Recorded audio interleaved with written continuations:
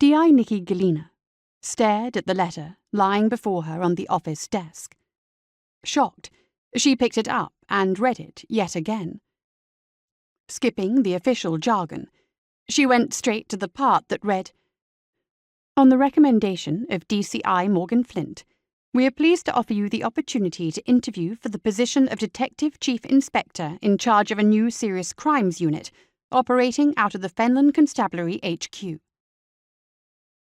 There was another letter that had arrived at the same time, from her friend DCI Morgan Flint.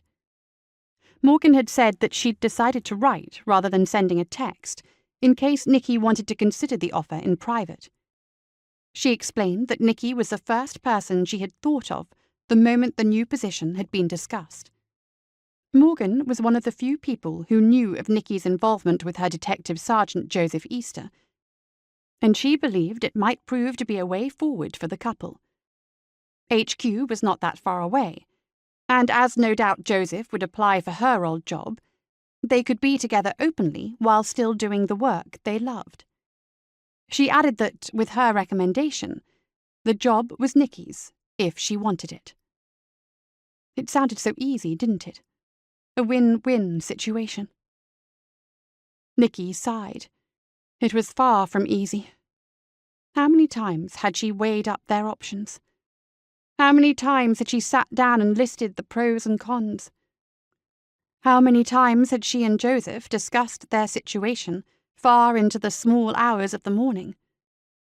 Separation was out of the question, so they remained as they were, a couple who loved each other, and who, because of the dictates of their jobs in the police, had to be together in secret. Maybe it was that easy. Could Morgan be right? Nikki put the official letter back in its envelope and slipped it into her drawer, along with the one from Morgan. Joseph had been distracted for weeks now.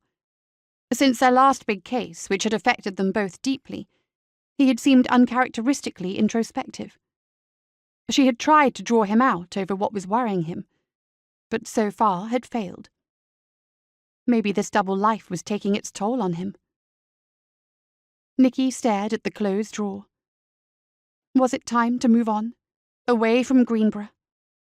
She would certainly need to show Joseph the letter, but not right now. She needed to think.